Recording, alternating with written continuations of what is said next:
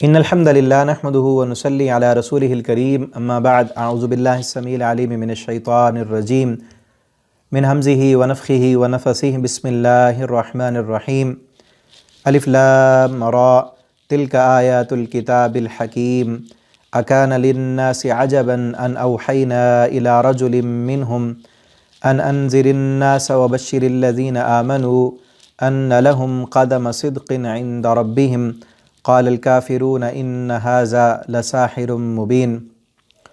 تفسیر القرآن کا سبق آج انشاءاللہ ہم سورہ یونس سٹارٹ کریں گے۔ اس کا پہلا رکوع ہم نے پڑھنا ہے۔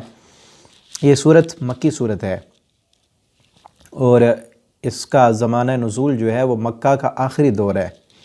اس طرح شروع میں نے بتایا تھا اس کورس کی ابتدا پر، اور ہر سورت کے شروع میں بھی کچھ نہ کچھ تعارف آ جاتا ہے کہ یہ صورتوں کا جو زمانہ نزول ہے، جو شان نزول، کچھ آیتوں اور کچھ صورتوں کا تو احادیث سے ثابت ہے، لیکن کچھ صورتوں اور کچھ آیتوں کا ان کا مضمون دیکھ کر مفسرین نے پھر ان کے مضمون کو دیکھ کر بتایا ہے کہ یہ صورت کب نازل ہونے والی ہے۔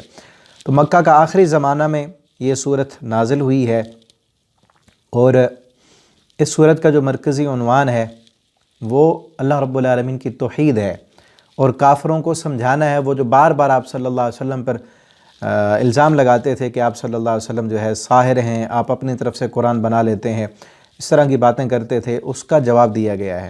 اور یہ صورت اس سے اگلی صورت، اس صورت کا مضمون بھی نصیحت ہے، تذکیر ہے۔ اس صورت میں تذکیر بآلاء اللہ ہے، اور اگلی صورت میں تذکیر بایام اللہ ہے۔ جس طرح پیچھے ہم دو صورتیں پڑھا ہیں نا، سورہ انعام اور سورہ اعراف، وہاں بھی میں نے بتایا تھا کہ سورہ انعام میں بھی تذکیر ہے، کافروں کو، مشرکوں کو سمجھایا گیا ہے، لیکن وہاں جو تذکیر ہے وہ تذکیر بآلاء اللہ ہے۔ تذکیر بآلاء اللہ وہاں بھی میں نے بتایا تھا۔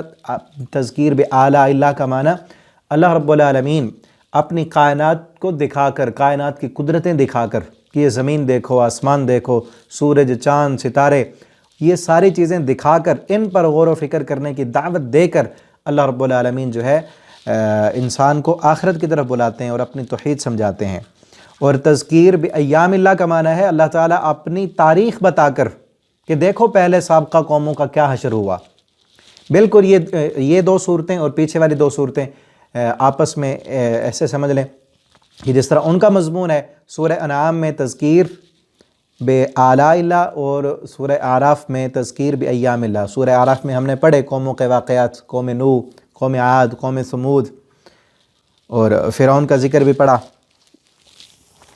اسی طرح اب اس صورت میں تھوڑے سے انبیاء کا 11 رکوع ہیں اس صورت کے، 1-2 رکوع میں کچھ واقعات آئے ہیں، اور باقی جتنے 8-9 رکوع اس میں تذکیر بآلاء اللہ ہے۔ اللہ تعالیٰ نے اپنی قدرت، اپنے عجائبات، اپنی نشانیاں دکھائی ہیں اور ان پر غور کرنے کی دعوت دی ہے۔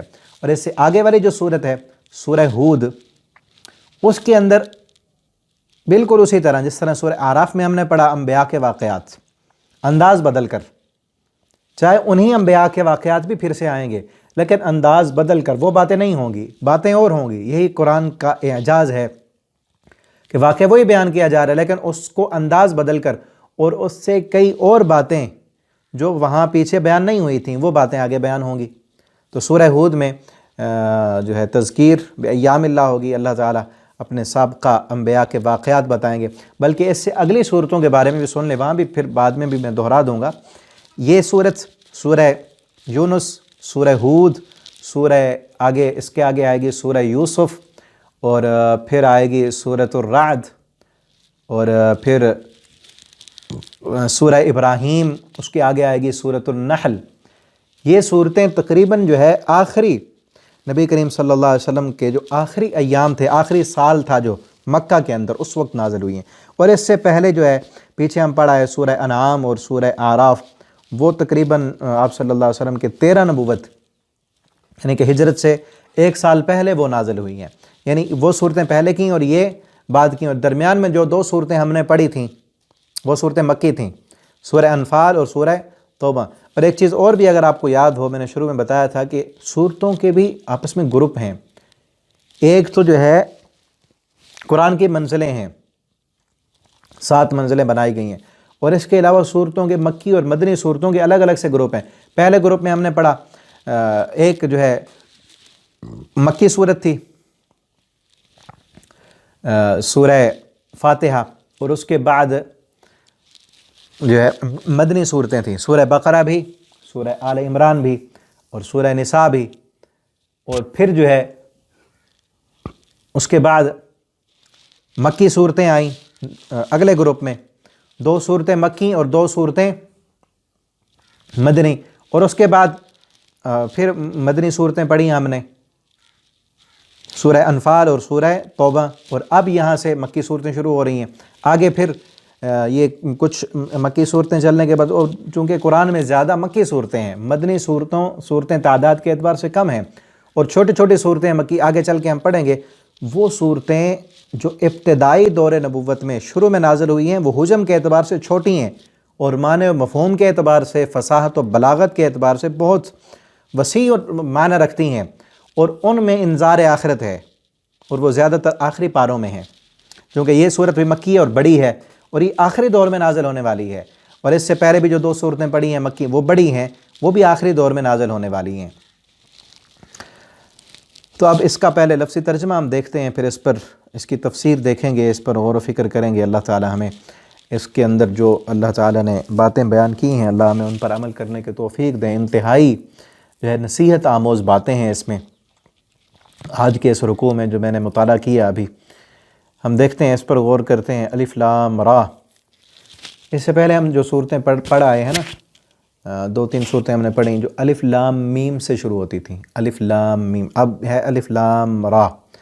تلک آیات الکتاب الحکیم، یہ آیتیں ہیں حکمت والی کتاب کی۔ اکان للناس، کیا ہے لوگوں کے لیے عجباً، تعجب کی بات، کیا لوگوں کے لیے عجیب بات ہے، ان اوحینا، کہ ہم نے وحی کی، الی رجل، ایک آدمی کی طرف، منہم، ان میں سے، کیا وحی کی، ان انذر الناس، کہ آپ ڈرائیں لوگوں کو، وبشر، اور خوشخبری دیں، الذین، ان لوگوں کو، آمنو، جو سب ایمان لائے، ان لہم، کیا خوشخبری دیں کہ بے شک ان کے لیے، قدم صدق، اچھا مرتبہ ہے، اچھا قدم، نہ جو قدم ہم اٹھاتے ہیں اس کو بھی قدم کہتے ہیں، کہ ان کے آگے اچھائی ہے، اچھی ان کی عاقبت ہے، عند ربہم، ان کے رب کے پاس۔ قال الکافرون، کہا کافروں نے، ان، بے شک، ھذا، یہ شخص، لساحر، یقیناً جادوگر ہے، مبین، کھلا، یہ تو واضح جادوگر ہے، ان ربکم، بے شک تمہارا رب، کیا وحی کی، اس میں کیا ہے، ان ربکم اللہ، کہ بے شک تمہارا رب اللہ ہے، الذی خلق السماوات، جس نے پیدا کیا آسمانوں کو، والارض، اور زمین کو، فی 6 ایام، 6 دنوں میں، ثم استوى، پھر وہ بلند ہوا، علی العرش، عرش پر، یدبر الامر، وہ تدبیر کرتا ہے کام کی، ما من شفیع، نہیں کوئی سفارش کرنے والا، الا من بعد اذنہ، مگر اس کی اجازت کے بعد، ذالکم اللہ، وہی اللہ ہے، ربکم، جو تمہارا رب ہے، فاعبدوہ، بس تم اسی کی عبادت کرو۔ افلا تذکرون، کیا نہیں تم نصیحت حاصل کرتے، الیہ مرجعکم، اسی کی طرف تم سب کا لوٹ کر جانا ہے، جمیعا، سب کا، وعد اللہ حقا، اللہ کا یہ وعدہ سچا ہے، یہ ہو کر رہے گا، انہ یبدأ الخلق، وہی ہے جو پہلی دفعہ پیدا کرتا ہے، یبدأ کا معنی ہوتا ہے ابتدا کرنا، وہی ابتدا کرنے والا ہے، الخلق، تخلیق کی، مخلوق کی، ثم یعیدہ، پھر وہ دوبارہ اس کو زندہ کرے گا، لیجزی الذین، تاکہ وہ جزا دے ان لوگوں کو، آمنو، جو سب ایمان لائے، وعملوا الصالحات، اور انہوں نے نیک عمل کیے، بالقسط، انصاف کے ساتھ، والذین، اور وہ لوگ، کفروا، جن سب نے کفر کیا، لہم شراب من حمیم، ان کے لیے مشروب ہے کھولتے ہوئے پانی سے، وعذاب علیم، اور دردناک عذاب ہے، بما کانوا یکفرون، اس وجہ سے کہ جو وہ سب کفر کرتے ہیں، هو الذی، اللہ وہی ہے جس نے، جعل الشمس، بنایا سورج کو، ضیاء، روشنی والا، والقمر، اور چاند کو، نورا، نور والا، وقدرہ، اور اس نے مقرر کی اس کی منازل، منزلیں، لتعلموا، تاکہ تم سب معلوم کرو، عدد السنین، سالوں کی گنتی کو، والحساب، اور حساب کو، ما خلق اللہ، نہیں پیدا کیا اللہ نے، ذالک، یہ سب کچھ، الا بالحق، مگر حق کے ساتھ، یفصل الآیات، وہ کھول کھول کر بیان کرتا ہے اپنی آیتیں، لقوم یعلمون، ان لوگوں کے لیے جو جاننے والے ہیں۔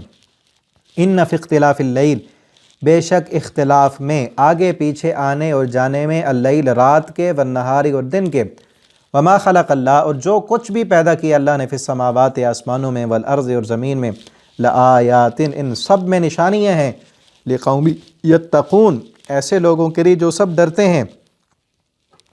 ان الذین لا یرجون بے شک وہ لوگ جو نہیں امید رکھتے، لقاءنا ہماری ملاقات کی، ورضوا بالحیات الدنیا اور وہ خوش ہو گئے ہیں دنیاوی زندگی پر، واطمأنوا اور وہ سب مطمئن ہیں اس پر، والذین اور وہ لوگ جو عن آیاتنا ہماری آیتوں سے، غافلون سب غافل ہیں، اولئک یہی وہ لوگ ہیں، یہ لوگ ایسے ہیں، مأواہم کہ ان کا ٹھکانہ نار آگ ہے، بما کانوا یکسبون اس وجہ سے جو وہ سب کماتے ہیں۔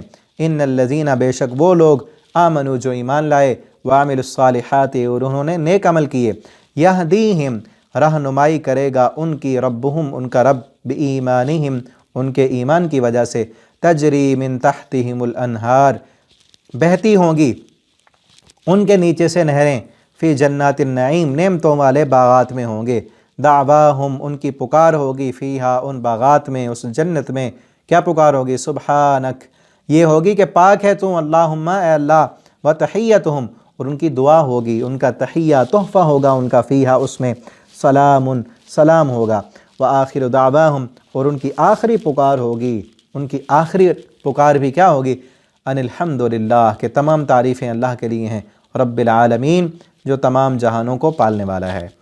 یہاں پر رکوع کمپلیٹ ہوا، ابھی اس کی تفسیر دیکھتے ہیں۔ اللہ تعالیٰ فرماتے ہیں یہ جو کتاب ہے نا، الف لام را یہ حروف مقطعات ہیں، یہ کتاب حکمت بھری کتاب ہے۔ یہ اس بات کا جواب ہے کہ جو کافر مشرک آپ صلی اللہ علیہ وسلم کے بارے میں کہتے تھے کہ معاذ اللہ آپ تو ساحر ہیں، آپ مجنون ہیں، آپ دیوانے ہیں، آپ تو جادوگر ہیں، اور آپ اپنی طرف سے جو ہے کلام بنا کر کہتے ہیں معاذ اللہ کہ یہ اللہ کا کلام ہے۔ تو یہ ساری باتیں وہ آپ صلی اللہ علیہ وسلم پر الزام تراشی کرتے ہوئے وہ آپ کو کبھی ساحر، مجنون، دیوانہ کہا کرتے تھے۔ تو اس کے جواب میں اللہ فرماتے ہیں یہ جو آیتیں ہیں یہ حکمت بھری کتاب کی ہیں۔ اور پھر پیچھے ہم پڑھ آئے ہیں نا سورہ انعام کے شروع میں، وہ کہتے تھے کہ تب تک ہم نہیں مانیں گے، میں نے ابھی بتایا نا شروع میں کہ وہ صورت اس سے پہلے کی ہے، سورہ انعام اس سے پہلے والی صورت ہے۔ وہ کہتے تھے کہ ہم اس وقت تک آپ کی باتوں پر یقین نہیں کریں گے جب تک آپ ہماری آنکھوں کے سامنے آسمان پر سیڑھی لگائیں، اور آپ کے لیے سیڑھی لگے اور اس سیڑھی پر آپ چڑھ جائیں آسمان پر، پھر آسمان سے ایک پوری کتاب، مکمل کتاب لے کر آئیں، ہم کاغذ میں لکھی ہوئی ہو، ہم اسے دیکھیں گے آنکھوں سے، پڑھیں گے، پھر ہم مانیں گے۔ ایسے ہم نہیں مانتے۔ اللہ تعالیٰ فرماتے ہیں کہ یہ حکمت بھری کتاب ہے، اور اس کتاب کی حکمت کا تقاضا یہ ہے کہ اس کو آہستہ آہستہ ہی بھیجا جائے، تاکہ جس چیز کی ضرورت ہے وہی چیز بتائی جائے، کب کس بات کو کرنا ہے اسی وقت وہ آیتیں اترتی تھیں، ماحول کے مطابق، حالات کے مطابق۔ نبی کریم صلی اللہ علیہ وسلم کی کبھی آپ صلی اللہ علیہ وسلم پریشان ہیں تو آپ کو دلاسا دیا جاتا، جس طرح ہم آگے چل کے پڑھیں گے سورہ ضحیٰ میں، آپ پر کئی دن تک جو ہے وحی کا سلسلہ بند رہا، آپ پریشان ہوئے تو اللہ تعالیٰ نے پریشانی کا حل بتایا سورہ ضحیٰ کے اندر، ٹھیک ہے نا۔ تو یہ حکمت کا تقاضا یہ ہے کہ یہ کتاب اتنی حکمت بھری کتاب ہے کہ ایک ہی جیسی اگر کاغذوں میں لکھی ہوئی دے دی جاتی تو حکمت سے خالی ہوتی، پھر وہ ایک ہی دفعہ دے کر ایک ہی دفعہ بیٹھ کر ساری پڑھ لیتے تو اس سے وہ چیزیں سمجھ نہ آتی۔ اسی لیے نا میرے ذہن میں آ رہا ہے، غالباً کسی حدیث میں ہی پڑھا میں نے، کہ جس بندے نے ایک دن میں قرآن ختم کر دیا اس نے سمجھا ہی نہیں ہے اس کو۔ یعنی اتنی حکمت بھری کتاب، اتنی اعلیٰ ترین کتاب اور اتنی فضیلت والی کتاب، اللہ کا کلام، ایک ہی دن میں جس نے پڑھ دی اس کو کیا سمجھ آئے گی؟ انسان ہے نا، انسان کا ذہن کتنا کم ہے، کتنا چھوٹا ہے، اور کلام کس کا؟ کلام الرحمن، اللہ کا کلام، ایک دن میں پڑھ دی، پھر سمجھو کہ لفظ ہی پڑھے ہیں بس، کچھ سمجھا نہیں ہے۔ حضرت عمر رضی اللہ تعالیٰ عنہ کے بارے میں آتے ہیں، انہوں نے ایک سورہ بقرہ کو پڑھتے ہوئے کافی عرصہ لگا دیا۔ صحابہ نے پوچھا عمر اتنا عرصہ؟ کہتے ہیں میں جب تک عمل نہیں کر لیتا تھا آگے پڑھتا نہیں تھا، سمجھتے، غور و فکر کرتے، ٹھیک ہے نا، یہ نہیں کہ ایسے ہی بس پڑھتے جائیں، ٹھیک ہے اس کا ثواب ملتا ہے، لیکن جتنا اس پر غور و فکر کریں گے، تدبر کریں گے، یہ حکمت والی کتاب ہے۔ جس طرح سمندر کے اندر غوطہ لگانے والا جاتا ہے نا، تو ہر غوطے پر اندر جانے پر اس کو اور ہیرے اور جواہرات ملتے ہیں، اس طرح یہ قرآن بھی موتیوں بھری کتاب ہے، ہیرے اور جواہرات، خزانے دنیا و آخرت کے اس کے اندر چھپے ہوئے ہیں۔ آپ ایک مرتبہ پڑھ رہے ہیں نا، یہ ہم پڑھ رہے ہیں، آپ اسی کو دوبارہ پڑھیں، یا ایک رکوع آپ نے پڑھ لی اس کو پھر پڑھیں اور غور و فکر کریں۔ بلکہ میں نے تو کئی دفعہ تجربہ کیا ہے، آپ نے بھی شاید کیا ہو، کہ ایک تفسیر آپ پڑھیں نا مفسر کی، جو پہلے مفسر گزرے ہیں، کمال درجے کے جو مفسر ہیں، ایک ہی آیت، ایک ہی رکوع آپ اس کی تفسیر پڑھیں، وہ اپنے حساب سے اس کے پاس جو علم ہے، جو اس نے پڑھا وہ لکھ رہا ہے، لیکن اسی آیت کی تفسیر آپ کسی اور مفسر کے اٹھا کر پڑھیں گے، بالکل آپ کو ایک الگ ٹاپک نظر آئے گا، ایک اور چیز نظر آئے گی، آپ کے ذہن میں آئے گا کہ یہ بات جو اس نے نکالی ہے اس کو تو یہ بات سمجھ نہیں آئی، ٹھیک ہے۔ اور پھر انسان ہے، چاہے ہزاروں مل جائیں، اور ہر دور میں اللہ رب العالمین نے اپنے ایسے بندے پیدا کیے جنہوں نے قرآن کی خدمت کی، جنہوں نے قرآن کو پڑھا، سمجھا، اس پر غور کیا۔ اب تو نیٹ کا دور ہے نا، میڈیا کا دور، اب بھی کئی لوگ جو ہے یوٹیوب پر، فیس بک پر تفسیر کے کورس کراتے ہیں، پڑھاتے ہیں، سمجھاتے ہیں، اور کئیوں کے جو ہے پہلے بھی موجود ہیں، اور پہلے جو تھے اس وقت لکھا کرتے تھے، تفاسیر لکھتے تھے، امام قرطبی جنہوں نے جامع الاحکام لکھی، اور کئی مفسر ہیں۔ اب ان کو اللہ نے جو ذہن دیا وہ بھی تو انسانوں والا تھا نا، وہ بھی ابھی کوئی ایسا نہیں ہے جس نے پورا حق ادا کر دیا ہو۔ اللہ کے قرآن ایسی حکمت بھری کتاب ہے کہ جتنا اس پر غور و فکر کرتے جائیں، اور خزانے اور قیمتی باتیں آپ کو ملتی ہی جائیں گی۔ آیات الکتاب الحکیم، یہ حکمت بھری کتاب ہے۔ اور ایک چیز اور بھی میں نے بتائی تھی، ابھی میرے ذہن میں آیا، کہ جہاں پر حکمت کا ذکر کیا گیا نا، پچھلی صورتیں ہم نے پڑھی نا، وہاں بھی ایسے تھا، وہاں الف لام میم تھا، یہاں پر ہے الف لام را۔ سورہ انعام اور سورہ اعراف آپ کھول کے پہلی آیتیں دیکھ لیں ان کی۔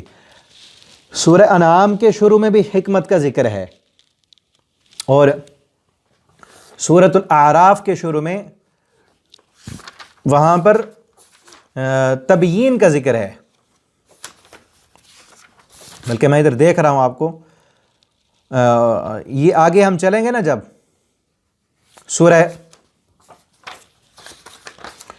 ہود پر، وہاں پر آئے گا تلک آیات الکتاب المبین، کہ یہ واضح کتاب ہے، حکمت بھری کتاب، وہاں نہیں آئے گا، ہے وہ بھی حکمت۔ اور یہاں مفسرین نے نقطہ لکھا ہے کہ جہاں یہاں کا نا تلک آیات الکتاب الحکیم، تو آگے حکمت والی باتیں ہیں، آگے حکمت والی باتیں ہیں یہاں پہ۔ اور جب اگلی صورت میں تلک آیات الکتاب المبین کہا، وہاں پر پچھلی قوموں کے واقعات بتائے گئے ہیں، پچھلی قوموں کا اللہ تعالیٰ نے ان کی تاریخ کا ذکر کیا ہے۔ اکان للناس عجبا، اللہ فرماتے ہیں کہ یہ لوگوں کے لیے عجیب بات ہے، ان اوحینا، کہ ہم نے یہ قرآن ایک آدمی کی طرف بھیج دی۔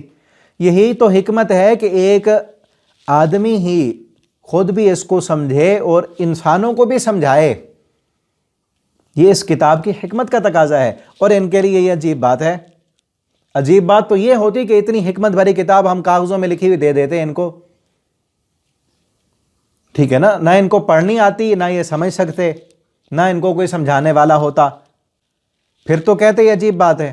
یا ہم کسی جو ہے جن کو دے دیتے، یا کسی فرشتے کو دے دیتے، وہ فرشتہ انسانیت کے کیا تقاضے ہیں، انسانیت کی کیا ضرورتیں ہیں، انسان کو کیا چیز چاہیے اس کو پتہ ہی نہ ہوتا، پھر تو ہوتی عجیب بات کہ رہتے زمین پر انسان ہے، اور کتاب ہدایت انسانوں کے لیے ہے، اور لے کے آنے والا اور مخلوق کا ہے، پھر تو عجیب بات ہوتی۔ یہ کیا عجیب بات ہے کہ سمجھایا بھی انسانوں کو جا رہا ہے، اور احکام بھی انسانوں کے لیے ہیں، اور لے کے آنے والا جو ہے وہ بھی انسان ہے۔ یہ تو کوئی عجیب بات نہیں، یہ تو حکمت کا تقاضا یہی ہے کہ جس نے سمجھانا ہے، بتانا ہے، پہلے وہ خود تو کرے۔ اور نبی کریم صلی اللہ علیہ وسلم کا عملی نمونہ قرآن تھا۔ یہ لکھی ہوئی کتاب قرآن، الفاظ کی کتاب قرآن، اور اگر قرآن کا عملی نمونہ دیکھنا ہے تو محمد الرسول اللہ صلی اللہ علیہ وسلم کی زندگی ہے۔ اس طرح امی عائشہ رضی اللہ تعالیٰ عنہ سے پوچھا کسی صحابی نے پوچھا کہ امی جان ہمارے پیغمبر صلی اللہ علیہ وسلم کا اخلاق کیسے تھا، کردار کیسے تھا؟ آپ نے فرمایا میرے پیغمبر کے بارے میں، کہ اخلاق کے بارے میں پوچھنے والے، کیا تو نے قرآن نہیں پڑھا؟ کہ تو نے قرآن نہیں پڑھا؟ جو قرآن تھا وہی میرے پیغمبر کی زندگی تھی، جو قرآن کہتا تھا ویسے آپ کرتے تھے۔ یہ نہیں کہ قرآن پڑھ کے آگے سنا دیں، لوگوں کو بتا دیں، نہیں، بلکہ پہلے کرتے تھے، اس کا عملی نمونہ دکھا کر قرآن سناتے تھے۔ اور یہی حکمت کا تقاضا ہے کہ ایک مرد کی طرف اللہ تعالیٰ نے بھیجا کہ وہ خود بھی اس پر عمل کرے، اس قرآن کے مطابق اپنی زندگی کو ڈھالے اور لوگوں کو بھی ڈرائے۔ انذر الناس، لوگوں کو ڈرائے اور خوشخبری دے، کیا کہ ان لہم قدم صدق، کہ ان کے لیے بہت اچھی ہے، بہت اچھا ہے آگے اگلا قدم ان کا، اگر یہ مان لیں گے، یہ ڈر جائیں گے تو ان کے لیے جنت ہے، ان کے لیے مرتبہ ہے سچائی کا۔ اگر اس سچ کو مان لیں گے، یہ قرآن کائنات کی سب سے بڑی سچائی ہے، اس دنیا کی صداقت کو مان لیں گے، اس کی حقیقت کو پہچان لیں گے، اور آگے بھی آ رہا ہے کہ اس دنیا کی حقیقت کو پہچان لیں گے کہ یہ زندگی اصل زندگی نہیں ہے، اصل زندگی تو مرنے کے بعد شروع ہونے والی ہے۔ یہ سچ ہے، اس کائنات کا سب سے بڑا سچ جس کو جھٹلایا نہیں جا سکتا وہ یہی ہے کہ ایک دن مر جانا ہے۔ کسی کو اس کا انکار نہیں ہے، کسی صاحب فہم، صاحب عقل شخص کو اس چیز سے انکار نہیں ہے کہ مرنا ہے ایک دن، چاہے وہ تیاری نہ کر رہا ہو، لیکن سب سے بڑا سچ یہ ہے، جو اس سچ کو مان لے، تسلیم کر لے کہ یہ زندگی ہمیشہ کی زندگی نہیں ہے، یہ زندگی جس کے لیے اتنی صلاحیتیں، اتنی قوتیں، طاقتیں، اختیار اور اشرف المخلوقات بنایا اللہ نے انسان کو، کیا اتنی چھوٹی سی زندگی کے لیے اشرف المخلوقات بنایا ہے؟ ان چھوٹے سے کاموں کے لیے جو کام ہم کر رہے ہیں، دیکھیں نا، انسانوں پر غور کریں تو تعجب ہوتا ہے کہ جو انسان نماز نہیں پڑھتے، روزہ نہیں رکھتے، ان کو اللہ کی کوئی پہچان نہیں۔ وہ صبح سے اٹھتے ہیں، کام پر گئے، سارا دن کمایا، دنیا اکٹھی کی، شام کو آئے، کھائے، بچوں کا پیٹ پالا، سو گئے، صبح کو پھر اٹھے، پھر اسی طرح جانوروں کی طرح، گدھے کی طرح، جس طرح گدھا بھی سارا دن کام کرتا ہے نا، اس کو کوئی پتہ نہیں، بس یہی پتہ ہے کہ پیٹ پالنا ہے۔ انسان کو بھی نہیں پتہ کیا کرنا ہے۔ اذان ہو رہی ہے، زندگی ڈھلتی جا رہی ہے، اللہ کی طرف سے پکاریں اور آوازیں آ رہی ہیں، اس کو صرف بس دنیا کا ہی فکر ہے کہ اس لیے آئے تھے، اس لیے دنیا میں آئے تھے ہم۔ یہ سچائی ہے، یہی سچائی جس نے تسلیم کر لی کہ سچ یہ ہے کہ ہم اس دنیا میں اپنی اصل زندگی کی تیاری کرنے کے لیے آئے ہیں۔ اللہ نے اشرف المخلوقات جو بنایا ہے، جنت کے لیے بنایا ہے۔ لَقَدْ خَلَقْنَا الْإِنسَانَ فِي أَحْسَنِ تَقْوِيمٍ، ہم نے انسان کو جو صلاحیتیں، جو قوتیں، جو طاقتیں، جو اختیار، جو پوری دنیا پر کنٹرول کرنے کا اس کو ہنر دیا ہے، اور جو پوری کائنات کو اس کے تابع کر دیا ہے، یہ ایسے نہیں دیا۔ أَفَحَسِبْتُمْ أَنَّمَا خَلَقْنَاكُمْ عَبَثًا وَأَنَّكُمْ إِلَيْنَا لَا تُرْجَعُونَ، اللہ فرماتے ہیں تم کیا سمجھتے ہو ہم نے تمہیں ایسے بیکار بنا دیا ہے؟ أَنَّكُمْ إِلَيْنَا لَا تُرْجَعُونَ، ہماری طرف لوٹ کر نہیں آؤ گے۔ یہ سچائی ہے کہ اللہ کی طرف لوٹ کر جانا ہے۔ جو اس سچائی کو مان لے گا ان کے لیے آگے بھی بہت اچھا سچ ہے، بہت اچھا سچ، بہت خوبصورت جگہ، جنت عند ربہم، ان کے رب کے پاس۔ قال الکافر، لیکن پھر بھی کافر کیا کہتے ہیں؟ یہ واضح جادو ہے۔ پھر اللہ کہتے ہیں ان ربکم اللہ، بے شک ان سے کہو تمہارا رب اللہ ہے، تمہارا پروردگار، تمہارا حاجت روا، تمہارا مشکل کشا، داتا، دستگیر، روزی روٹی کا مالک، پریشانیاں دور کرنے والا، تمہارے غموں کو مٹانے والا، تمہاری مشکلوں کو حل کرنے والا، تمہاری پریشانیوں کو دور کرنے والا، اسی کے سامنے جھکو، وہی تمہارا پروردگار، تمہیں پیدا کرنے والا وہی، پالنے والا وہی، تمہیں مشکلوں سے نکالنے والا وہی۔ تو جب مشکلوں میں پھنسو تو اسی کے سامنے ہاتھ پھیلایا کرو۔ جب وہ تمہیں دے، رزق عطا کرے، تمہیں اولاد دے، تمہیں پریشانیوں سے نکال دے، پھر شکر کے لیے اس کے سامنے جھکا کرو، اسی کے سامنے قیام، رکوع، سجدہ، اور اسی کے لیے نظر و نیاز، قربانی، حج، عمرہ، سب کچھ اسی کے لیے کرو۔ ربکم اللہ الذی خلق السماوات، صرف تمہیں نہیں بنایا، آسمانوں کو پیدا کرنے والا بھی وہی ہے، زمین کو بنانے والا بھی وہی، فی ستۃ ایام، 6 دنوں میں بنایا۔ 6 دنوں میں بنانے کی بھی حکمت ہے۔ اللہ تعالیٰ کون کہہ کر بھی بنا سکتے تھے، لیکن اس میں حکمت یہ ہے کہ اللہ تعالیٰ نے انسان کو سکھایا ہے کہ جس طرح میں باوجود طاقت کے آہستہ آہستہ کام کیا ہے، تو نے بھی جلدی نہیں کرنی، اس میں حکمت ہے۔ اسی طرح قرآن بھی نازل ہو رہا تھا، آہستہ آہستہ اترے گا، اس میں بھی حکمت ہے۔ اور پوری کائنات کی جو بھی چیز ہے آہستہ آہستہ آگے چل رہی ہے اپنے، جس طرح کافر اس وقت کہتے تھے، کب آئے گا؟ وَيَقُولُونَ مَتَىٰ هَٰذَا الْوَعْدُ إِن كُنتُمْ صَادِقِينَ، یہ وعدہ کب ہے، قیامت کب آئے گی، آتی کیوں نہیں؟ میں فرماتے ہیں اس کی بھی ایک وقت ہے، ہر انسان کی ایک مدت ہے، وہ مدت جب پوری ہوگی پھر دیکھا جائے گا کہ کیا ہے۔ اب یہاں دیکھیں ایک اور بھی اہم ترین مضمون ہے، اہم ترین مضمون کہ اللہ رب العالمین کہاں ہیں، اور یہ قرآن کریم میں 7-8 جگہوں پر یہ آیت آئے گی۔ ثم استوى علی العرش، کہ پھر وہ بلند ہوا عرش پر، اللہ تعالیٰ عرش پر ہیں، ٹھیک ہے نا۔ الرحمن علی العرش استوى، رحمان نے اپنا تعارف کراتے ہوئے فرمایا کہ اللہ تعالیٰ عرش پر ہیں۔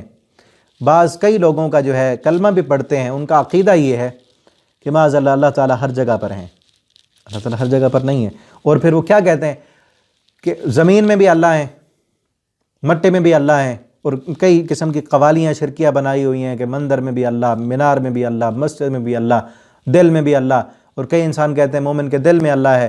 کوئی انسان تو اتنا جو ہے حلول، وحدت الوجود اور وحدت الشہود کے عقیدے والے جاہل صوفیاء اور کئی لوگوں کو گمراہ کرنے والے، وہ کہتے ہیں کہ جب انسان اللہ کی عبادت کرتا کرتا کرتا، اللہ کی فرما برداری کرتے کرتے معاذ اللہ خود اللہ بن جاتا ہے۔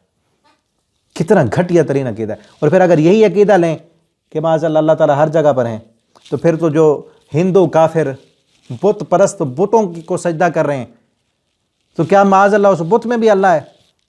پھر تو اللہ کو سجدہ کر رہے ہیں۔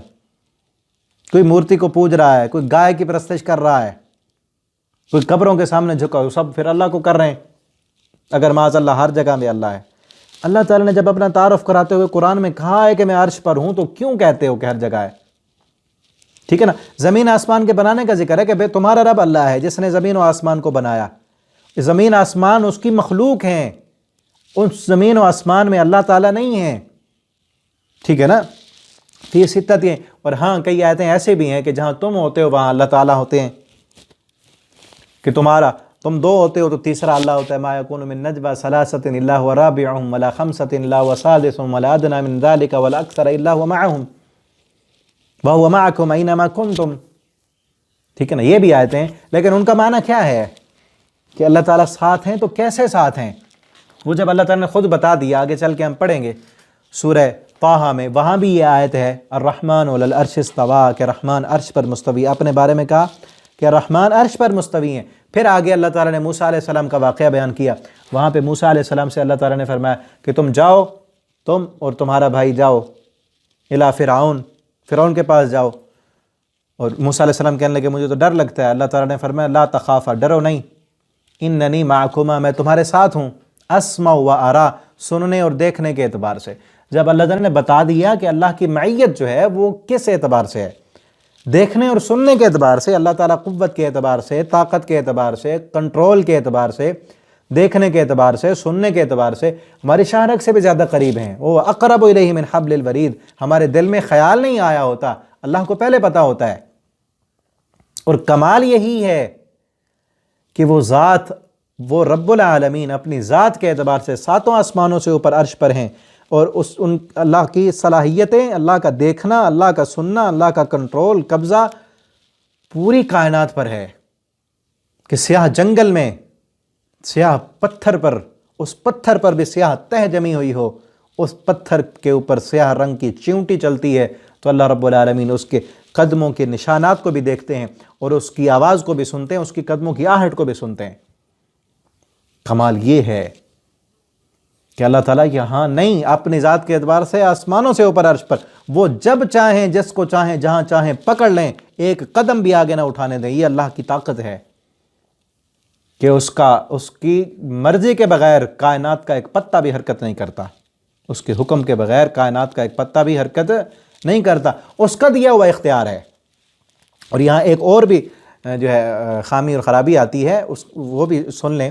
وہ یہ ہے کہ جب ہم کہتے ہیں نا کہ اللہ کی مرضی کے بغیر کائنات کا ایک پتا بھی حرکت نہیں کرتا، تو کئی جاہل لوگ کہتے ہیں جب اللہ کی مرضی کے بغیر کائنات کا پتا حرکت نہیں کرتا، میں نے چوری کی ہے تو اللہ کی مرضی سے کی ہے نا، معاذ اللہ۔ اس کا معنی یہ ہے کہ اللہ تعالیٰ کے ارادے دو ہیں، یہ موضوع لمبا نہ ہو جائے۔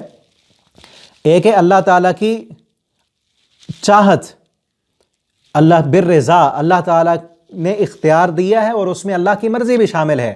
دوسرا یہ اللہ نے اختیار دیا لیکن اللہ کی مرضی شامل نہیں ہے اس میں۔ چور نے اگر چوری کی ہے تو اللہ رب العالمین کی دی ہوئی طاقت سے کی ہے، اللہ نے اسے اختیار دیا ہے کہ کر جا، لیکن اللہ کی مرضی اس میں شامل نہیں ہے۔ نمازی نے اگر نماز پڑھی ہے اللہ کی فرما برداری کرتے ہوئے، دی اللہ کی طاقت سے ہے، اللہ کی دی ہوئی طاقت سے ہی اس نے نماز پڑھی ہے۔ چور نے بھی اللہ کی دی ہوئی طاقت سے چوری کی ہے، لیکن چور کے ساتھ اللہ کی مشیت بالرضا جو ہے وہ شامل نہیں ہے، اللہ کی رضا اس میں شامل نہیں ہے۔ نمازی کے ساتھ اللہ کی رضا بھی شامل ہے اور دی ہوئی طاقت بھی شامل ہے، دونوں کو اللہ نے اختیار دیا ہے، اور اختیار امتحان لینے کے لیے دیا ہے۔ اگر اللہ اختیار نہ دے تو پھر امتحان کس چیز کا؟ امتحان میں رکھا ہے نا، دنیا دار الامتحان ہے، اور اس امتحان کے لیے اللہ نے ہر انسان کو کھانے کے لیے بھی سب کچھ دیا ہے، دنیا کی سہولتیں، دولتیں، عیش و آرام سب دیا ہے، اور صلاحیتیں بھی دی ہیں، چاہے ان صلاحیتوں کو نیک راستے میں استعمال کرے، چاہے ان صلاحیتوں کو برے راستے میں استعمال کرے، دی ہوئی اللہ کی ہیں، ٹھیک ہے نا۔ یہ اللہ کی طاقت، قوت، اور اللہ تعالیٰ اپنی ذات کے اعتبار سے آسمانوں سے اوپر، ثم استوى علی العرش، اور استوا کا معنی بلند ہوا، یہی اس لفظ کا معنی ہے، اور اسی پر ہمارا ایمان ہے، ٹھیک ہے۔ اور اس کا یہ کیفیت کا ہمیں نہیں پتا کہ اللہ عرش پر کیسے ہیں، ہمیں نہیں پتا، کیونکہ اللہ نے بتایا نہیں۔ اللہ تعالیٰ کی جتنی بھی صفات ہیں، مزید وضاحت انشاءاللہ سورہ اخلاص میں ہم پڑھیں گے نا، وہاں آئے گی۔ جتنی بھی اللہ کی صفات ہیں وہ ویسے ہیں جیسے اللہ کے شان کے لائق ہے، کسی مخلوق کی طرح نہیں ہے، کسی انسان کی طرح نہیں ہے، کسی بھی مخلوق کی طرح نہیں ہے۔ کما یلیق بشانی، اللہ کے شان کے لائق ہے۔ اللہ کا عرش پر ہونا ویسے جیسے اللہ کی شان کے لائق ہے۔ اللہ کا سننا، اللہ کا دیکھنا، اللہ کے افعال، اللہ کی تمام صفات اللہ رب العالمین کی ویسے ہیں جیسے اللہ کی شان کے لائق ہیں، کسی مخلوق کے مشابہ نہیں ہیں۔ آگے دیکھیں، ما من شفیع، کوئی سفارش کرنے والا نہیں، اس کی طاقت، قوت ایسے ہے کہ اس کے پاس کسی کو سفارش کرنے کا بھی حق نہیں ہے، الا من بعد اذن، مگر اس کی اجازت کے بعد۔ سفارش کی سفارش کی تین قسمیں ہوتی ہیں، ایک ہوتی ہے شفاعت بالمحبت، اور ایک ہوتی ہے شفاعت بالجبر، اور ایک ہوتی ہے شفاعت بالاذن۔ شفاعت بالجبر ہوتی ہے کہ ایک بندہ، جس طرح ہمارے ملک میں، ہر ملک میں قانون ہوتا ہے، 5-7 وزیر ہیں، شریک ہیں وہ ملک چلانے میں، مختلف پارٹیاں ہیں، یا کسی ایک کمپنی میں 4-5 جو ہے وہ بڑے ہیں، اب جو ہے ایک دوسرے کا مجبور ہے، ایک دوسرے کو سفارش کرتے ہیں نا، یہ میرا فلاں بندہ ہے، اس کو بھی کوئی نہ کوئی سیٹ دے دو، یا اس کا یہ کام کر دو۔ اب دوسرا جو ہے اس کا ساتھی وہ مجبور ہے، اس کی سفارش نہیں مانے گا نا، کل کو وہ بھی اس کی نہیں مانے گا، یا اس کی بات نہیں مانے گا، یا کل کو یہ کہے گا میں نے تو الگ اپنی کمپنی میں میرا جو حصہ ہے وہ الگ کر دو، بگاڑ آئے گا، فساد۔ یہ ہوتا ہے شفاعت بالجبر، کی قوت اور طاقت کے زور پر سفارش کرانا۔ اللہ کے ہاں یہ ناممکن ہے، بالکل نہیں ہے، کوئی ایسا نہیں ہے جو اپنی قوت اور طاقت میں اللہ کی برابری کر سکے اور اللہ تعالیٰ کو زور دے کر کہے کہ اللہ اس کی سفارش کر دے، ایسا ناممکن ہے۔ دوسرا شفاعت بالمحبت، شفاعت بالمحبت ہوتی ہے کہ باپ ایک کام نہیں کر رہا، اب آپ نے اس کے بیٹے کو سفارشی بنا دیا، اب باپ بیٹے کی محبت میں آ کر وہ مجبور ہے، اولاد کی محبت میں آ کر، یا جو ہے والدین کی محبت میں آ کر، کسی کی محبت میں آ کر اس کو بات ماننی پڑ جاتی ہے۔ اللہ کے ہاں یہ بھی ناممکن ہے، اللہ تعالیٰ کسی کی محبت میں مجبور نہیں ہے۔ تیسری سفارت ہے اجازت کے ساتھ، اجازت کے ساتھ، کہ جس کو سفارش کی جا رہی ہے وہ خود کسی کو اجازت دے کہ جو فلاں بندہ ہے نا، اس سے غلطی ہو گئی ہے، بندہ یہ ٹھیک ہے، لیکن ایسے میں اس کو نہیں، اس کی غلطی معاف نہیں کرتا، آپ اس کی سفارش کر دیں تو میں اس کو معاف کر دوں گا۔ اللہ کے ہاں بھی یہ اجازت والی سفارش ہوگی، یہی قرآن میں ہے، الا من بعد اذن، سورہ آیت الکرسی میں بھی ہے، سورہ نبا میں بھی ہے، اور بھی کئی جگہ پر ہے۔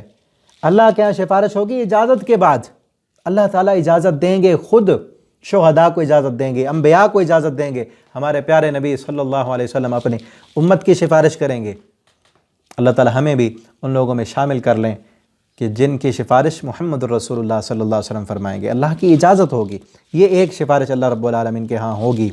ذالکم اللہ، وہی اللہ ہے، ربکم جو تمہارا رب، فاعبدوہ، اسی کی عبادت کرو، اسی کی عبادت کرو، نماز، روزہ، قیام، رکوع، سجدہ، سب اسی کے لیے۔ افلا تذکرون، کیا تم نصیحت نہیں حاصل کرتے؟ الیہ مرجعکم، اگر اسی کی عبادت نہیں کرو گے تو کدھر جاؤ گے؟ مرنے کے بعد جانا تو وہیں ہے نا، تم سب کا جانا ادھر ہی ہے۔ وعد اللہ حقا، اللہ کا وعدہ سچا ہے، جو اللہ کا وعدہ ہے یہ سچا۔ انہ یبدأ الخلق، وہی پہلی دفعہ پیدا کرتا ہے مخلوق کو، ثم یعیدہ، یبدا کا معنی ہوتا ہے ابتدا کرنا، کہ نئے سرے سے کسی چیز کو پیدا کرنا، پہلے کوئی نام و نشان ہی نہیں تھا، اس نے پہلی مرتبہ بنایا آدم علیہ السلام کو مٹی کے ساتھ، پھر آگے نطفے سے اس کائنات کی، اس انسانیت کی آگے تخلیق کی، اور پوری جتنے بھی مخلوقات ہیں پہلے نہیں تھے، اللہ نے ابتدا کی۔ ثم یعیدہ، پھر وہ دوبارہ زندہ بھی کرے گا۔ یہاں سوچنے کی بات ہے نا، عقل سے سوچنے کی بات ہے کہ پہلی مرتبہ کسی چیز کو بنانا مشکل ہوتا ہے یا دوسری مرتبہ بنانا مشکل ہوتا ہے؟ جس نے پہلی مرتبہ انسان کو بنا لیا، کیا وہ مرنے کے بعد جب تم مٹی میں گل سڑ کر مٹی ہو جاؤ گے دوبارہ نہیں زندہ کر سکے گا؟ کافر اور مشرک کہتے تھے نا جب ہم مر جائیں گے کوئی نہیں اٹھائے گا ہمیں۔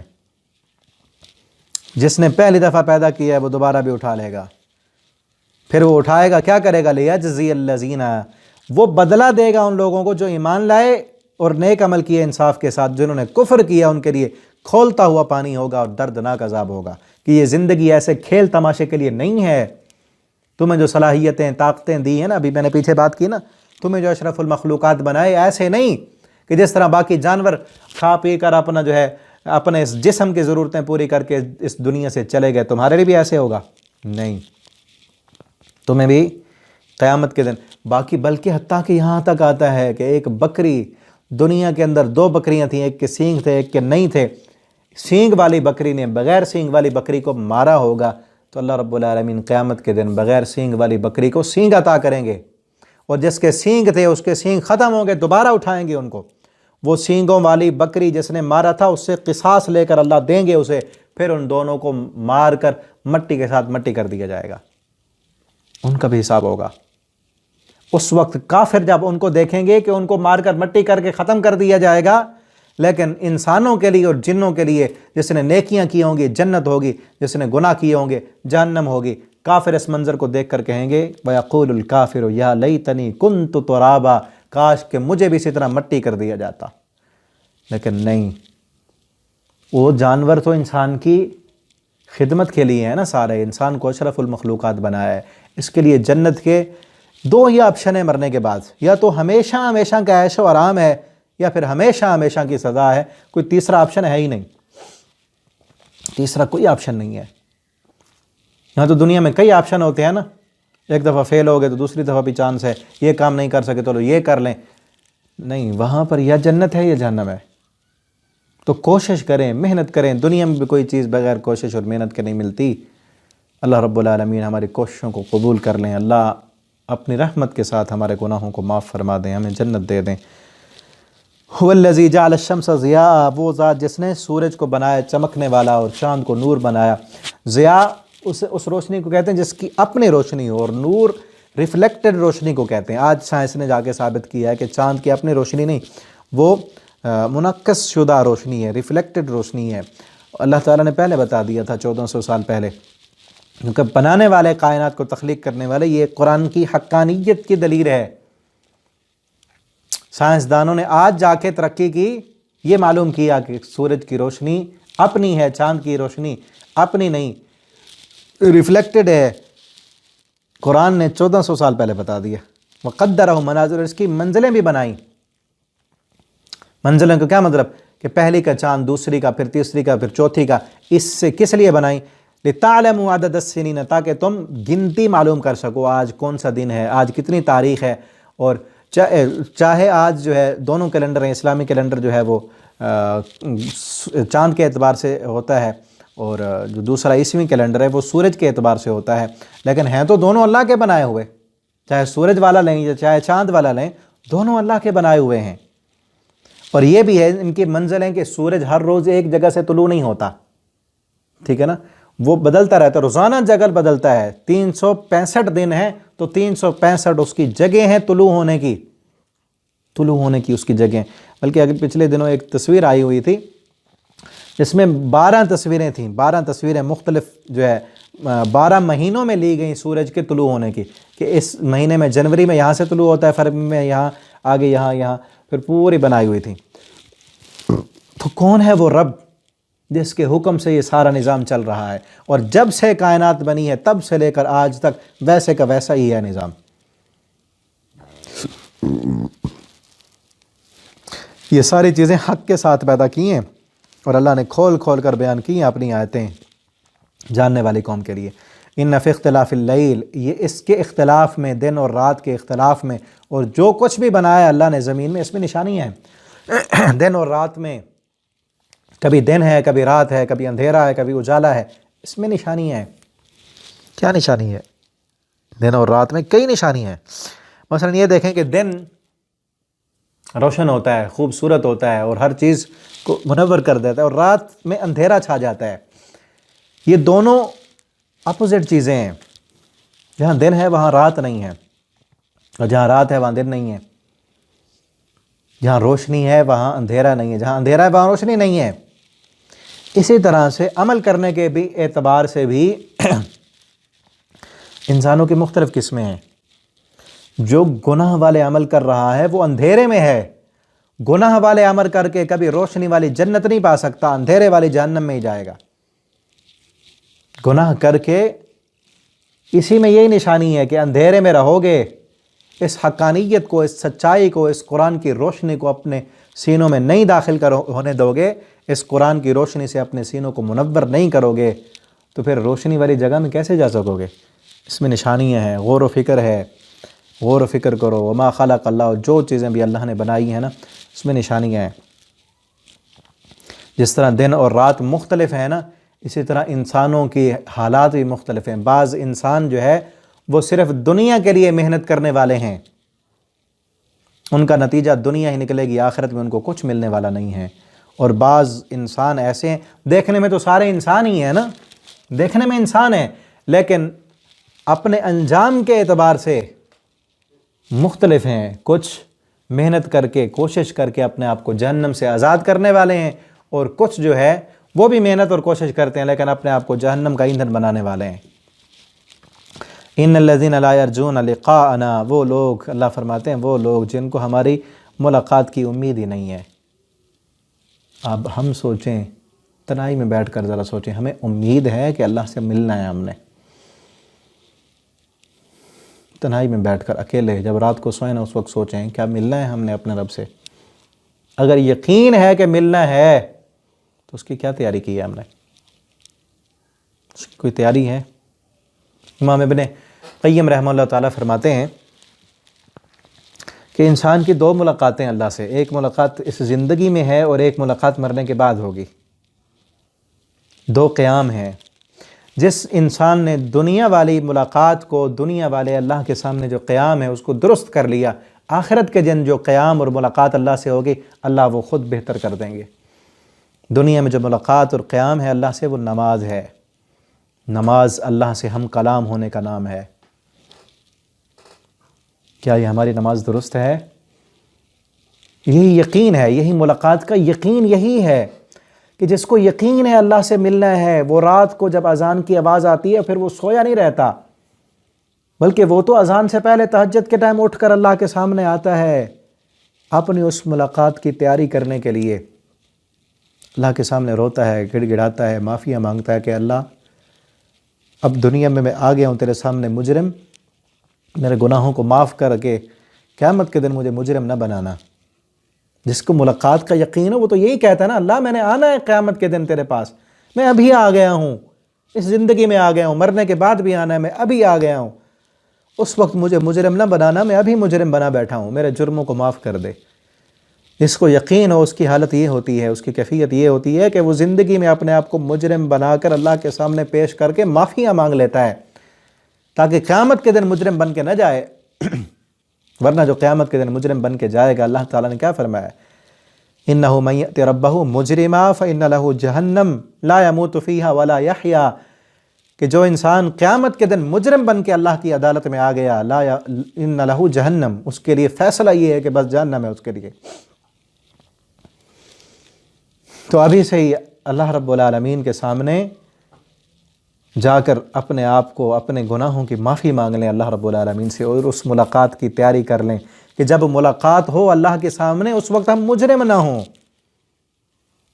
جرم ہیں ہمارے، آدم کی ساری اولاد گناہ گار اور خطا کار ہے، ہم بڑے مجرم ہیں، بڑے پاپی ہیں، لیکن مرنے سے پہلے پہلے توبہ کر لیں، اور مرنے کا نہیں پتا کہ کس لمحے موت آ جائے، ابھی توبہ کریں، استغفار کریں، روزانہ توبہ کریں اور معافیاں مانگیں اللہ رب العالمین سے، تاکہ اللہ کی عدالت میں جب ہم جائیں تو اس وقت اللہ تعالیٰ نے ہمیں معاف کر دیا ہو۔ جب موت آئے تو موت کے وقت ہم ایسے ہوں کہ اللہ تعالیٰ نے ہمیں معافی دے دی ہو۔ انہو من لا یرجون لقاءنا، اور جن لوگوں کو یقین ہی نہیں اللہ کی ملاقات کا، وہ ایسے جی رہے ہیں کہ ان کو کوئی پرواہ ہی نہیں، جانوروں کی طرح زندگی بسر کرتے ہیں، کوئی پرواہ نہیں انہیں حلال و حرام کی، کوئی پرواہ نہیں ان کو نمازوں کی، کوئی پرواہ نہیں ان کو اللہ کی نافرمانیاں ہو رہی ہیں، اللہ کی بغاوتیں ہو رہی ہیں، کچھ پتہ نہیں، اور آگے ان کی حالت کیا ہے، وَرَضُوا بِالْحَيَاةِ الدُّنْيَا، وہ اس دنیا کی زندگی پر راضی ہو گئے ہیں، وَاطْمَأَنُّوا بِهَا، اور اسی پر مطمئن ہو گئے ہیں کہ دنیا کی دولتیں، دنیا کا بینک بیلنس، دنیا کا عیش و آرام، دنیا کی لذتیں اور راحتیں مل جائیں۔ اور یہ ایسی یہ بات جو ہے وَرَضُوا بِالْحَيَاةِ الدُّنْيَا وَاطْمَأَنُّوا بِهَا، یہ صورت میں آگے بھی آئے گی، یہ اس انسان کی جو ہے نفسیات کا ذکر ہے کہ جس نفسیات انسانی نے اس دنیا کی زندگی کو ہی بس سب کچھ سمجھ لیا ہے، اس پر راضی ہو گئے، بس اسی پر خوش ہو گئے، دولتیں مل رہی ہیں، کوٹھیاں اور بنگلے بن رہے ہیں، پیسہ بڑھ رہا ہے، اور اولاد جو ہے پیسہ کما رہی ہے، وہ اسی پر خوش ہیں، اسی پر خوش ہیں کہ اتنا ہم کما لیتے ہیں، فلاں سے اب آگے بڑھ گئے، اب فلاں کے ساتھ مقابلہ ہے، اس سے بھی آگے بڑھنا ہے، اس سے آگے بڑھ گئے، اب اس سے آگے بڑھنا ہے، اور اسی پر وہ خوشیاں منا رہے ہیں، خوشیاں منائی جا رہی ہیں کہ اب بیٹا ہمارا 10 سال کا ہو گیا، برتھ ڈے منائی جا رہی ہے، اور اب 11 کا ہو گیا، اب 20 کا ہو گیا، اب میں اتنے کا ہو گیا، 40 کا، 50 کا، 60 کا، خوشیاں، کس بات کی خوشی؟ یہ کوئی خوشی کی بات ہے کہ میری عمر 30 سال ہو گئی ہے، 30 سال زندگی کے گھٹ گئے، موت کے قریب ہو گیا، اور تیاری نہیں کی اصل زندگی کی۔ اطمینان تو یہی ہے نا کہ ہم مطمئن ہیں، بس اتنے ہو گئے، بس اتنی خوشیاں گزار لی ہم نے، آخرت کے لیے کیا کیا ہے؟ اصل زندگی تو وہ ہے۔ اللہ فرماتے ہیں وَاطْمَأَنُّوا بِهَا، اسی پر مطمئن ہو گئے ہیں۔ کئی لوگ کوٹھی ملنے پر مطمئن ہیں، بینک بیلنس بڑھنے پر مطمئن ہیں، کئی لوگ یورپ کے ویزے لینے پر مطمئن ہیں، گرین کارڈ مل جانے پر بڑے خوش ہیں، اور باقی ان کو دیکھنے والے سمجھتے ہیں بڑا کامیاب ہے، یہ اس سے بڑا تو کوئی کامیاب ہے ہی نہیں، وہ تو یہی سمجھتے ہیں۔ اور کیوں؟ کیونکہ دنیا میں بس یہی کچھ ہے، اس سے آگے تو کچھ ہے ہی نہیں۔ ذرا یہ نہیں سوچا کہ یہ ساری دنیا کی چیزیں مل جائیں، آخر کیا کریں گے؟ ایک انسان کے پاس، بلکہ پہلے بھی شاید ایک آدھ دفعہ یہ بات میں نے کی ہو، ذہن میں آئی ہو، آج پھر ذہن میں آ رہی ہے کہ ایک انسان کے پاس اللہ تعالیٰ اس کو سب کچھ دے دیں، سب کچھ مل جائے، جو چاہتا ہے وہ مل جائے، کیا کچھ کر لے گا وہ؟ کتنا جی لے گا؟ ویسے تو ہو ہی نہیں سکتا دنیا میں کہ ایک انسان کے پاس جو چاہے وہ ملتا جائے، نہیں ہو سکتا۔ اگر بالفرض ہو بھی جائے کہ ایک انسان کے پاس پورے ملک کی حکومت اور سلطنت آ گئی ہے، کوئی اس کی خلاف جو ہے مخالفت کرنے والا نہیں ہے، وہ جو چاہتا ہے وہ ہو جاتا ہے، کیا کرے گا؟ کتنے دن جیے گا؟ کتنے دن؟ زندگی تو آگے ختم ہو جانی ہے نا۔ نہیں بڑے حالات واقعات اگلی صورت میں آئیں گے۔ فرعون کو نہیں دیکھا پوری دنیا کی بادشاہت تھی، حامان اور شداد کو نہیں دیکھا جس نے اپنی جنت بنا لی تھی، فرعون جو کہتا تھا انا ربکم الاعلی، میں جس کو چاہوں زندہ رکھوں، جس کو چاہوں مار دوں، نمرود نہیں دیکھا، بڑے بڑے بادشاہ آئے جن کے پاس ساری سلطنتیں، طاقتیں، قوتیں، اختیار تھا، کدھر گئے وہ؟ کہاں ہے وہ؟ وَاطْمَأَنُّوا بِهَا، اس دنیا پر کیوں مطمئن ہیں؟ یہ دنیا تو آخرت کی تیاری کا نام ہے، ٹھیک ہے نا؟ ایمان کا تقاضا یہ ہے کہ جس انسان کی زندگی آخرت کے لیے ہوتی ہے، اس کے پاس دنیا آئے تو اسے خوشی نہیں ہوتی، اور اس کے پاس دنیا نہ آئے تو اسے غم نہیں ہوتا۔ یہ کیفیت اگر بن جائے ہماری کہ دنیا آئے تو کوئی پرواہ نہیں ہے، آ رہی ہے تو آنے دو، یہ ہو کہ حلال سے آ رہی ہے کہ حرام سے، حلال طریقے سے آ رہی ہے، اللہ رب العالمین دے رہے ہیں تو اللہ کا فضل ہے، اور اس کو اللہ کے راستے پہ خرچ کرو، اور اگر نہیں آئی تو غم نہیں ہے، غم نہیں، آخرت تو ہے نا، آخرت تو۔ حضرت علی رضی اللہ تعالیٰ عنہ کہا کرتے تھے رضینا بقسمت الجبار فینا لنا علم وللجہال مال فَإِنَّ الْمَالَ يَفْنَى عَنْ قَرِيبٍ وَإِنَّ الْعِلْمَ يَبْقَى لَا يَزَالُ۔ کہتے تھے ہم اللہ کی تقسیم پہ راضی ہیں، اللہ نے ہمیں آخرت کے لیے علم دیا ہے اور دنیا داروں کو مال دیا ہے۔ ان المال یفنی عن قریب، یہ مال تو فنا ہو جائے گا، ہمارے پاس آتا تو پھر بھی ختم ہو جاتا، ان کے پاس ہے تو پھر بھی ختم ہو جائے گا۔ وَإِنَّ الْعِلْمَ يَبْقَى لَا يَزَالُ، اور اللہ نے جو ہمیں علم کی دولت دی ہے یہ باقی رہنے والی ہے، کبھی زوال نہیں آئے گا اس کو، ٹھیک ہے نا؟ تو ہم اپنے آپ کو دیکھیں کہ کہیں ہم اس دنیا کی دولتوں پر تو راضی نہیں ہیں، دنیا کی سہولتوں اور عائش و آرام پر تو ہم راضی نہیں ہیں، کہ اسی کو تو ہم سب کچھ نہیں سمجھنے لگ گئے؟ کیا ہم اپنی نیکیوں کا صلہ دنیا میں تو نہیں چاہتے یا آخرت کے لیے چاہتے ہیں؟ جو ہم عمل نیکیاں کرتے ہیں دن رات صبح شام، کیا ان میں کوئی ایسا عمل بھی ہے جس کے بارے میں ہم چاہتے ہوں کہ اس کا نتیجہ آخرت میں ملے، اس کا بدلہ آخرت میں لینا ہے ہم نے؟ ایسی نیکیاں کریں، اگر کر رہے ہیں تو مبارک ہو، نہیں کر رہے تو ضرور کریں۔ کوئی نیکیاں خالصتاً اس لیے ہوں، کسی کے ساتھ صلح کی ہے، نہیں بولتے تھے، صرف اس لیے، دنیا کا کوئی مفاد نہیں، صرف اس لیے کہ آخرت کے لیے ذخیرہ بن جائے۔ کسی کو صدقہ اس لیے دیا ہے، کسی فقیر کو کپڑے اس لیے، کھانا اس لیے کھلا دیا، کسی مسجد اور مدرسے میں اپنے حلال کی کمائی اس لیے دے دی کہ آخرت میں نے لینا ہے۔ کسی کی غلطی کو اس لیے معاف کر دیا، غصہ آ رہا تھا اس کو، آپ تھپڑ بھی مار سکتے تھے، اس کو گالی بھی دے سکتے تھے، اس کو سب کچھ کر سکتے تھے، لیکن اس لیے معاف کر دیا کہ میں نے اس کا صلہ آخرت میں لینا ہے۔ اس پر اطمینان کریں۔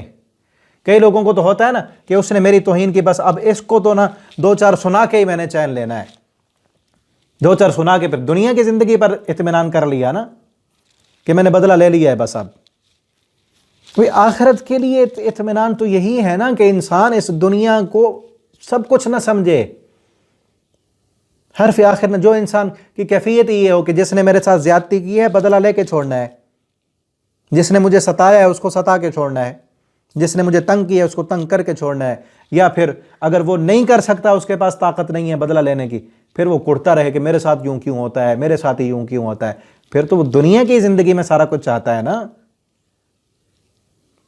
جس کا آخرت پر یقین ہوتا ہے وہ دنیا میں اپنے سارے فیصلے نہیں چاہتا، وہ دنیا تو دارالعمل ہے نا، وہ اس دنیا کو دارالعمل سمجھتا ہے کہ بس عمل کر رہے ہیں ہم، میں نے اپنے حقوق پورے کرنے ہیں، میرے فرائض کسی نے دیے ہیں دے دے، نہیں دے رہا نہ دے، میں نے اپنے فرض پورے کرنے ہیں، اور میرے جو حقوق ہیں وہ کوئی دے رہا ہے دے، نہیں دیتا نہ دے، وہ اس کا فرض ہے۔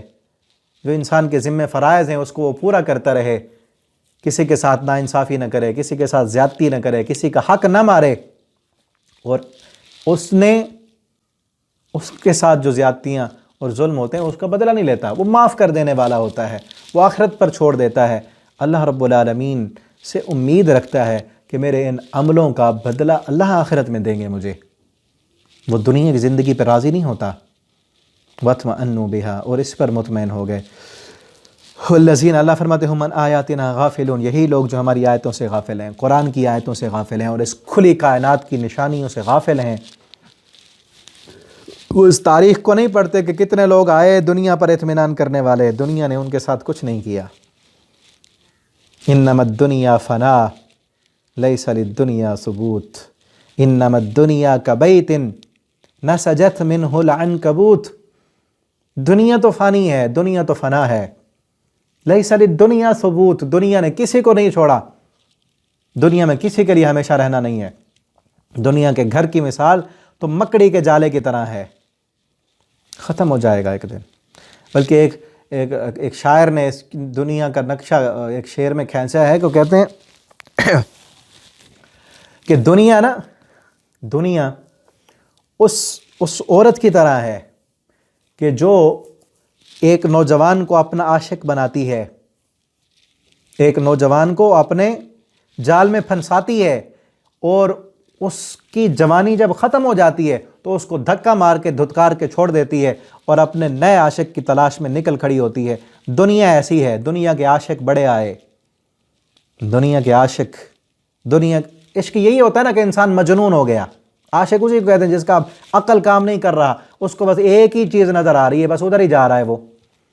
اس دنیا نے اپنے بڑے بڑے عاشق بنائے، جنہوں نے اپنے دماغ، اپنے عقل، اپنا فہم اور سمجھ مفقود کر کے اس دنیا کے پیچھے دوڑیں لگا دیں، انہوں نے کچھ چیز کو نہ دیکھا، صرف دنیا کے عشق میں، دنیا کے جنون میں وہ بھاگتے رہے، لیکن دنیا نے ان کو ختم کر کے جب وہ ختم ہوئے، نئے عاشق اپنے بنا لیے، کئی آئے، ختم، سارا کچھ ختم ہو جائے گا۔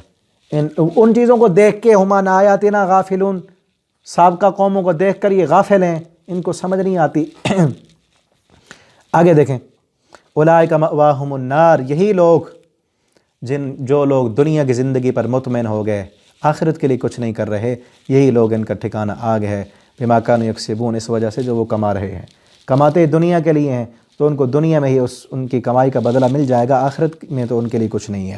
اور وہ لوگ ان الذین آمنوا، جو لوگ ایمان لائے، وعملوا الصالحات، اور انہوں نے نیک عمل کیے، یہدیہم ربہم، ان کو ان کا رب رہنمائی کرے گا، ان کے ایمان کی وجہ سے کس طرف رہنمائی کرے گا؟ اللہ راہ دکھائے گا ان کو، دنیا میں بھی نیکی والا راہ دکھائے گا۔ جو لوگ ایمان لائے، مان لیا انہوں نے کہ اللہ ہے، اللہ پر ایمان لائے، اللہ کی جنت اور جہنم کو مان لیا، اللہ کے فرشتوں کو، مرنے کو، مر کر اٹھنے کو مانا، یقین کر لیا، اس کی تیاری کی، تو اللہ تعالیٰ ان کو یہدیہم ربہم، ان کو جنت کی راہ دکھاتے ہیں، ان کو نماز پڑھنا، روزہ رکھنا، صدقات و خیرات کرنا اللہ ان کے لیے آسان کر دیتے ہیں۔ یہدیہم ربہم بایمانہم، ان کے اس ایمان کی وجہ سے اللہ قبر میں بھی ان کو ہدایت دیں گے، وہ درست جواب دے سکیں گے، اللہ ان کی قیامت کے دن میدان محشر میں پل صراط پر بھی ان کی رہنمائی کریں گے، تجری، اور راہ دکھاتے دکھاتے کہاں تک لے جائیں گے؟ ان کے ایمان کی وجہ سے، ایمان کا نور ہوگا۔ آگے چل کے ہم پڑھیں گے سورۃ الحدید میں کہ ایمان کے نور اور روشنی کی وجہ سے مومن جو ہیں وہ چلیں گے، جنت تک پہنچیں گے، اس جنت میں جہاں تجری من تحتہم الانہار، کے جن کے نیچے نہریں جاری ہیں، اور جنات النعیم، نعمتوں والے باغات میں ہوں گے۔ اور اس جنت میں کیا ہوگا؟ دعواہم، اس جنت میں جا کر جو ان کی پکار ہوگی، جو ایک دوسرے کو بلائیں گے تو کیا کہیں گے؟ اس میں کہیں گے سبحانک اللہم، اس وقت بھی سبحان اللہ کہیں گے۔ جو دنیا میں کثرت سے سبحان اللہ کہتے ہیں، الحمدللہ کہتے ہیں، لا الہ الا اللہ کہتے ہیں، سبحان اللہ و بحمدہ، سبحان اللہ العظیم کہتے ہیں، وہ آخرت میں بھی جا کر سبحان اللہ کہیں گے۔ وتحیتہم، اور ان کا تحفہ آخر میں ایک دوسرے کے ساتھ ہوگا، کیا ہوگا؟ سلام، سلامتی ہو تم پر۔ جب ملیں گے ایک دوسرے کو تو السلام علیکم کہیں گے، فرشتے ان کو آ کر ملیں گے تو السلام علیکم کہیں گے، دربان جنت بھی ان کو السلام علیکم کہیں گے، جنت کے خادم بھی ان کو آ کر السلام علیکم کہیں گے۔ سلام ہی سلام ہو گئی۔ کون لوگ ہوں گے؟ جو دنیا میں بھی سلام کرتے ہیں، جن کو دنیا میں سلام اچھا نہیں لگتا، وہی ہوں گے۔ آج مسلمانوں کو کئی لوگ بھولتے جا رہے ہیں سلام، اور چیز سے بات شروع کریں گے، کوئی اور لفظ کہتے ہوئے ان کو بڑا فخر محسوس ہوتا ہے، السلام علیکم کہنا تو وہ پرانا سمجھتے ہیں کہ تو پرانا ہو گیا ہے، جبکہ مومن ایمان والے تو جنت میں جا کر بھی السلام علیکم کہیں گے، تو دنیا میں کہیں، نیکیاں بھی ملتی ہیں اور اجر بھی ملتا ہے، اور اللہ رب العالمین اس پر ایک السلام علیکم کہنے سے 10 نیکیاں ملتی ہیں، ورحمۃ اللہ کہنے سے 20 نیکیاں ملتی ہیں، اور ساتھ وبرکاتہ کہنے سے 30 نیکیاں ملتی ہیں، نیکیاں بھی ملتی ہیں، اور جنت کی تیاری بھی ہو رہی ہے۔ بہت بڑی جگہ ہے جنت کی، جہاں جانے کے لیے پہلے دنیا میں ہی تیاری ہو رہی ہے کہ دنیا میں السلام علیکم کہیں گے تو آخرت میں بھی جا کر کہیں گے، اور آخری پکار جو ان کی ہوگی، آخر دعواہم، آخری پکار بھی ان کی یہ ہوگی ان الحمدللہ رب العالمین، کے ساری تعریفیں اللہ کے لیے ہیں، کہ جنت میں جنتیوں کا جو آخری کام ہوگا انتہا درجے کا، وہ بھی یہی ہوگا کہ الحمدللہ کہیں گے۔ وہ لوگ جو دنیا میں الحمدللہ کہتے ہیں، ہم دیکھیں نا دعائیں جو پڑھتے ہیں اس میں کتنے دفعہ الحمدللہ ہے۔ صبح اٹھنے کی دعا الحمدللہ الذی احیانا بعدما اماتنا والیہ النشور، اور کھانا کھانے کے بعد بھی الحمدللہ، واش روم میں باہر آنے پر بھی الحمدللہ الذی اذھب عنی الاذی وعافانی، اور بھی کئی دعائیں جن میں الحمدللہ ہے، وہ کہتے رہیں گے تو آخرت میں بھی وہاں پر الحمدللہ کہیں گے۔ اللہ تعالی ہمیں قرآن پڑھنے، سمجھنے، اس پر عمل کرنے کی توفیق دیں۔ آخر دعوانا ان الحمدللہ رب العالمین۔ یہاں ہر سبق کے بعد بھی ہم اسی لیے کہتے ہیں کہ وہاں بھی آخری پکار الحمدللہ ہوگی، اور یہاں بھی جو آخری ہمارے الفاظ ہوتے ہیں سبق کے، یا کسی خطبے کے، جمعے کے بعد یا درس کے بعد، تو وہ بھی یہی ہونے چاہیے، آخر دعوانا ان الحمدللہ رب العالمین۔